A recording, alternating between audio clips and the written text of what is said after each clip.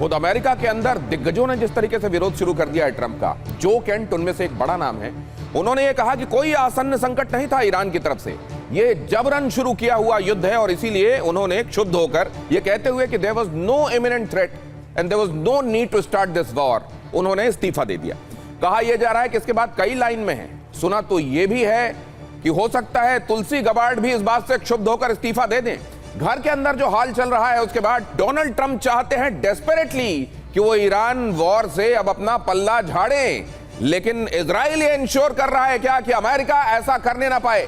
क्या इसीलिए Ali Larijani, क्या इसीलिए इस्माइल खिताबी, क्या इसीलिए सुलेमानी, इस तरह के बड़े नामों को 18वें और 19वें दिन जंग में निशाना बनाया गया इजराइल की तरफ से? ये पूरी बात आपको बताऊंगा, मेहमानों के साथ इसका विश्लेषण भी करेंगे। लेकिन सबसे पहले यह खबर देखिए जरा, ईरान ने शुरू की मिसाइल हमले की 62वीं वेव, ये 62nd वेव देखिए जरा, IRGC ने जारी किया 62वीं वेव का वीडियो। अमेरिका और इजराइल के ठिकानों पर ईरान ने किस तरह से दागी मिसाइलें, उसकी तस्वीरें यहां पर आप देख रहे हैं।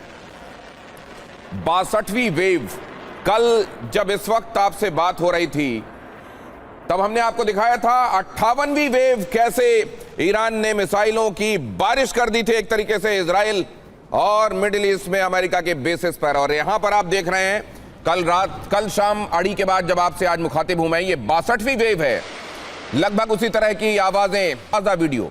और जैसा मैंने आपको बताया, कल जब इस वक्त अड़ी में हम बात कर रहे थे तब 58वीं लहर के विजुअल्स में आपके सामने रख रहा था, और आज जब मैं इस वक्त बात कर रहा हूं तो ये 4 फेजेस और आगे बढ़ गए। ऐसे मिसाइलों की जो बौछार की जाती है एक बार में, इस तरह का जो एक स्पेल आता है, इस तरह का जो एक फेज आता है, अब ये 62वां फेज इस समय चल रहा है। इसके बारे में चर्चा करेंगे तब जबकि लोग ये समझ रहे हैं कि ईरान का असलहा तो अब खत्म होता जा रहा है, कैसे उन्होंने फेज दर फेज अपने हमलों को प्लान किया हुआ है, तब जबकि अली लारिजानी जैसे वो लीडर्स जो असल में इन पूरे हमलों को सिंक्रोनाइज्ड रखने की कुव्वत रखते थे, उनके चले जाने के बावजूद ये सब कुछ कैसे बगैर किसी ऑब्स्टेकल के ईरान अंजाम दे पा रहा है, ये एक बहुत बड़ा सवाल है। अपने मेहमानों के पास चलेंगे, इसका जवाब जानेंगे, लेकिन तब तक ये देखिए बेरूत से आया तबाही का लेटेस्ट वीडियो आपके सामने रख रहा हूं। अब जरा लेबनान की तरफ आपको ले चलता हूं, वहां क्या चल रहा है।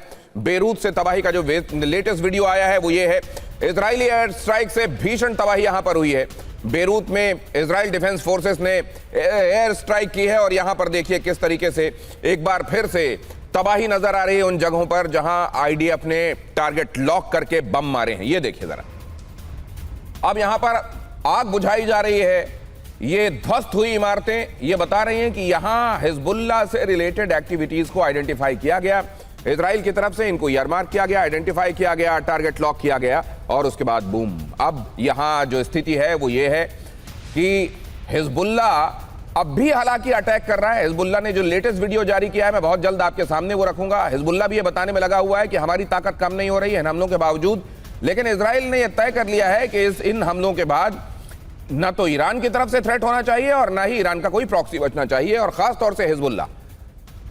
अब अगली खबर देखिए, ईरान के गैस प्लांट पर इजराइल का हमला। बुशहर प्रांत के असूल पोर्ट पर हमला हुआ, ईरान के महत्वपूर्ण गैस प्लांट पर हमला हुआ। स्ट्राइक के बाद धुआं धुआं आसमान। बुशहर में यह भी बताया जा रहा है कि यहां जो न्यूक्लियर फैसिलिटी है उस पर भी इजराइल ने हमला किया है। हालांकि IAEA ने यह बात स्पष्ट की है कि इस हमले में किसी भी तरीके से जो न्यूक्लियर फैसिलिटी है उसको कोई नुकसान नहीं पहुंचा है और ना ही रेडिएशन यहां से लीक हो रहा है। लेकिन बुशहर में ऑयल फैसिलिटी और बुशहर में ही एक न्यूक्लियर फैसिलिटी पर हमला यह बताता है कि इस समय इजराइल ईरान में किसी भी ऐसी चीज को बाकी नहीं रहने देना चाहता जो आने वाले दिनों में इजराइल के लिए थ्रेट हो या ईरान की प्रॉस्पेरिटी में उसको एक तरीके से वापस बसाए जाने की सूरत में, उन कोशिशों की सूरत में उसके लिए इकोनॉमी की एक वजह साबित हो। इसीलिए आप ये हमले यहां देख रहे हैं, लगातार हो रहे हैं। ईरान को हर तरीके से कमजोर करना चाहता है इजराइल। अगली खबर देखिए, इजराइल का लेबनान पर बड़ा हमला। लेबनान पर हमले में आपको लगातार दिखा रहा हूं। बेरूत पर मैंने आपको दिखाया था अब से कुछ देर पहले, राजधानी में कैसा हमला हुआ था। रॉकेट हमलों के बाद हवाई और समुद्री कार्रवाई हो रही है, एक साथ आसमान और समुद्र से हमला। रॉकेट हमलों का इजराइल ने दिया जवाब। इधर मैंने जैसा आपको बताया, हिजबुल्लाह भी अपनी तरफ से कसर नहीं छोड़ रहा है, वो भी रॉकेट फायर कर रहा है लगातार इजराइल की तरफ, और उन जगहों से जहां से रॉकेट्स इमर्ज होकर आ रहे हैं इजराइल की टेरिटरी में, उनको समझा जा रहा है, उसकी ट्रेजेक्ट्री नोट की जा रही है और वहां पर टारगेट लॉक करके उनको सबको ध्वस्त किया जा रहा है। यहां पर हिजबुल्लाह की तरफ से जो रॉकेट्स फायर किए गए हैं इजराइल की तरफ, उसकी तस्वीरें आप देख रहे हैं।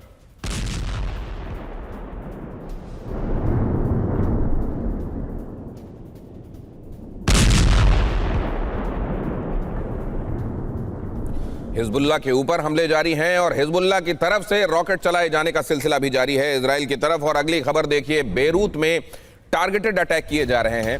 इजराइल की सटीक स्ट्राइक देखने को मिल रही है। जो कहा कल ब्लात इलाके में एक और अटैक की तस्वीर मैं आपको दिखा रहा हूं। 2 खबरों के पहले भी मैंने आपको बेरूत में हुए हमले की तस्वीर दिखाई थी, लेकिन बेरूत में ही एक डिफरेंट लोकेशन पर किस तरह से हमला किया गया है देखिए जरा। इस बिल्डिंग में उस खिड़की की तरफ ध्यान दीजिए जहां प्रिसीजन स्ट्राइक में आप देख रहे हैं आग लगी हुई है। हिजबुल्लाह का ऑपरेटिव यहां पर बैठा हुआ था और वही टारगेट था।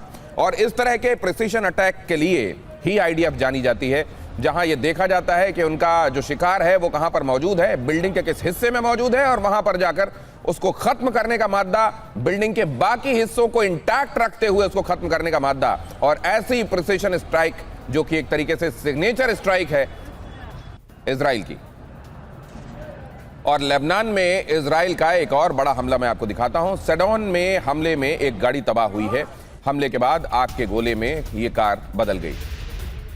एक और बड़े हमले की तस्वीर, ये बड़ी भयानक आग इस गाड़ी में हमले के बाद आप देख रहे हैं। जाहिर है उसमें जो जमा ईंधन था, पूरी गाड़ी ने आग पकड़ ली है और ये बीच सड़क ऐसे जल रही है कि आसपास के लोगों में पर्याप्त दहशत का बायस ये गाड़ी बन सकती है। तो ये जो fresh wave of missile barrage Iran की तरफ से ये जो छोड़ा गया है मिडिल ईस्ट में अमेरिकन बेसेस की तरफ और इजराइल की तरफ, वो क्या बता रहा है? अमेरिका की तरफ से डेस्परेशन जो स्टेटमेंट्स में दिखाई दिया बीते दिनों, उसके बीच में इजराइल की तरफ से महत्वपूर्ण टारगेट्स को ईरान में एलिमिनेट करना, जिसमें अली लारिजानी भी शामिल हैं, जिसमें इस्माइल खिताबी भी शामिल हैं, जिसमें घोलमेरेजा भी शामिल हैं, सुलेमानी, घोलमेरेजा सुलेमानी। और ये महत्वपूर्ण लोग हैं।